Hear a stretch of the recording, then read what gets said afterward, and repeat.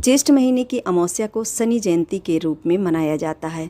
ज्येष्ठ महीने की अमावस्या के दिन वट सावित्री का व्रत भी रखा जाता है। साल 2025 में ये अमावस्या 26 मई दिन सोमवार के दिन पड़ रही है।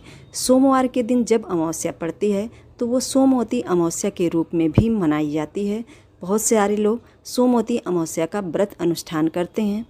तो ऐसे में साल 2025 की अमावस्या ज्येष्ठ महीने की 3 व्रतों को लेकर आ रही है। अमावस्या तिथि की शुरुआत की बात की जाए तो 26 मई की दोपहर में 12:11 पर अमावस्या तिथि प्रारंभ हो रही है, जो कि 27 मई की सुबह में 8:31 पर समाप्त हो जा रही है।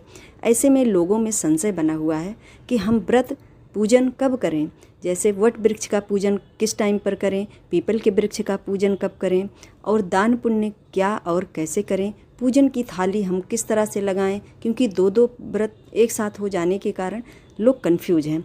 देखिए दोस्तों, अमावस्या तिथि जब दोपहर में प्राप्त होती है तो उसी दिन का मान्य किया जाता है।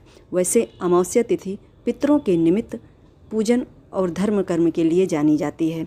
ये पितरों की तिथि के रूप में जानी जाती है। ऐसे में जब अमावस्या दोपहर को प्राप्त होती है तो उसी दिन का मान्य करके अमावस्या तिथि पर पूजन, धर्म कर्म, दान पुण्य किया। इन नियमों और परंपराओं का ध्यान रखते हुए हम अमावस्या 26 मई दिन सोमवार के दिन ही मनाएंगे।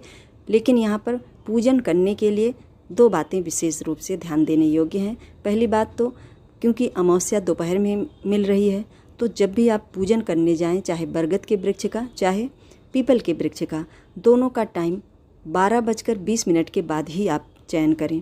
उसके बाद ही जा कर के पूजन करें। और दोस्तों, रही बात पूजा की थाली की, तो पूजा की थाली में आप इतनी पर्याप्त वस्तुएं रख लें, क्योंकि दोनों में सेम उसी तरह से पूजन होता है। जैसे सुहाग की सामग्री है और ऐपन है, चने हैं भीगे, मिष्ठान है, फल फ्रूट, दान पुण्य की चीज़ें सब एक दूसरे से मिलती हुई हैं। तो ऐसी अवस्था में हमें ज़्यादा सामान लेकर के जाना चाहिए और उसी पूजा की थाली से दोनों वृक्ष के नीचे जा कर के पूजन कर लेना चाहिए और अपनी क्षमता अनुसार दान पुण्य करना चाहिए। शनि अमावस्या भी इस दिन पड़ रही है, तो शनि के निमित्त शनि से संबंधित जो भी वस्तुएं हैं उन वस्तुओं का आज के दिन दान करें। पीपल के वृक्ष में सुबह में आप पूजन कर ही रहे हैं, सोमवती अमावस्या है, तो शाम को दीपदान भी जा कर के ज़रूर करें और अपनी क्षमता अनुसार गरीबों और असहाय लोगों की मदद करें, दवाइयाँ दान करें, प्याऊ लगाएं और जो भी व्यक्ति नीडी और पुअर हों उनको जा कर के अन्न, धन, वस्त्र और छाया, चप्पल, जूते आदि अपनी क्षमता अनुसार दान करें। दूसरे दिन क्योंकि 27 तारीख को भी अमावस्या 8:31 तक मिल रही है, तो ऐसे में